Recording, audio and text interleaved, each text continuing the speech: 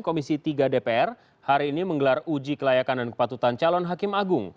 Proses uji menyeleksi 7 calon yang diajukan Komisi Yudisial.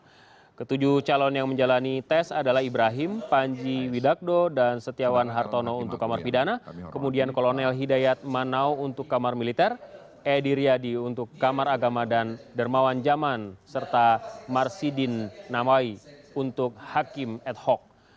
Ketua Komisi 3 DPR Bambang Susatyo menilai sebagian calon hakim agung dan hakim ad hoc kurang mampu menangani perkara di Mahkamah Agung. Namun pandangan berbeda disampaikan anggota DPR dari fraksi P3 Arsul Sani.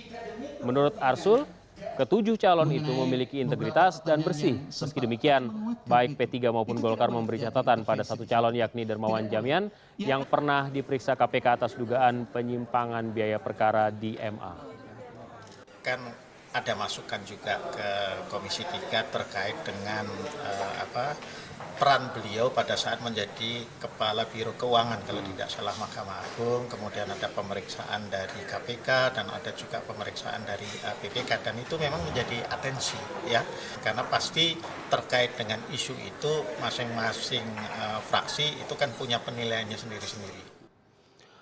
Dan untuk mengelaborasi hasil dari uji kelayakan dan kepatutan para calon hakim agung ini, kami ajak Anda untuk mengikuti laporan dari produser lapangan kami Dimas Adityo di gedung DPR. Kabarnya sudah ada 3 hakim agung yang lolos proses uji, Dimas, hingga saat ini. Siapa saja mereka dan apa latar belakangnya? Ya, Alvito, betul. Pada hari ini Komisi 3 DPR telah menyetujui 3 nama dari 7 nama calon hakim agung dan calon hakim ad hoc tipikor untuk Mahkamah Agung yang diajukan oleh Komisi Yudisial beberapa waktu lalu. Ketiga nama yang disetujui DPR untuk menjadi hakim agung adalah Panji Widakdo dan Ibrahim untuk Kamar Perdata Mahkamah Agung, serta Edi Riyadi untuk Kamar Agama Mahkamah Agung. 7 nama tersebut diajukan Komisi Yudisial sebelumnya. Kemudian Komisi 3 DPR menggelar uji kelayakan dan kepatutan selama 2 hari pada Kamis dan Senin lalu. Kemudian pada hari ini Komisi 3 DPR menggelar rapat pleno begitu dan disepakati untuk menyetujui 3 nama tersebut untuk menjadi hakim agung. Sebelum disepakati juga ada pemandangan masing-masing fraksi, dan setiap dari 10 fraksi yang ada di Komisi 3 DPR semuanya menyetujui ketiga nama tersebut, karena sebelumnya juga proses uji kelayakan dan kepatutan Komisi 3 DPR dari ketujuh nama itu diajukan 3 nama yang dianggap yang terbaik begitu, kemudian diajukan kepada fraksi-fraksi dan semua fraksi setuju dengan ketiga nama tersebut, Alvito.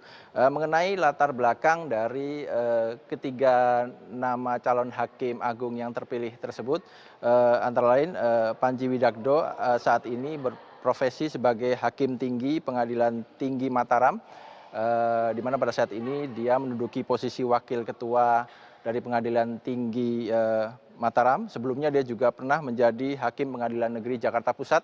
Kemudian untuk Ibrahim saat ini berprofesi sebagai dosen Fakultas Hukum Universitas Muslim Indonesia di Makassar. Ibrahim juga sebelumnya pernah menjabat sebagai anggota Komisi Yudisial selama 5 tahun pada periode 2010 hingga 2015. Kemudian Edi Riyadi saat ini menduduki posisi sebagai Wakil Ketua Pengadilan Agama Jakarta. Dia juga berpengalaman di Mahkamah Agung sebagai Panitera Muda Pengadilan Agama di MA dalam kurun waktu 2 tahun, Alvito. Ada suara yang muncul bahwa sebagian dari hakim yang atau calon hakim yang melaksanakan uji hari ini tidak mampu menangani perkara di Mahkamah Agung. Apa yang menjadi dasar sesungguhnya dari pernyataan ini? Ya, Alvito, memang sebelum memutuskan untuk menyetujui ketiga nama tersebut, sebelumnya saya meluruskan begitu pendapat di masyarakat bahwa DPR memilih bukan memilih tetapi menyetujui calon hakim agung yang diajukan oleh Komisi Yudisial. Sebelum memutuskan untuk menyetujui ketiga nama dari ketujuh nama yang diajukan tersebut, Komisi 3 DPR menyepakati ada 3 kriteria utama untuk calon hakim agung tersebut. 3 kriteria utama itu antara lain integritas, kapabilitas dan profesionalitas, serta komitmen. Nah, memang Komisi 3 DPR menyebut bahwa ketiga nama tersebut yang terpilih adalah yang memenuhi ketiga kriteria tersebut. Sementara keempat nama tersebut dianggap tidak memenuhi salah satu atau mungkin lebih dari kriteria yang ditetapkan tersebut. Komisi 3 DPR memang menganggap bahwa sebagian besar dari calon hakim agung dan calon hakim ad hoc tipikor Mahkamah Agung yang diajukan Komisi Yudisial dianggap mumpuni begitu, dianggap pintar atau menguasai bidangnya, tetapi dianggap tidak bisa atau tidak memenuhi kriteria lain seperti integritas dan juga komitmen begitu.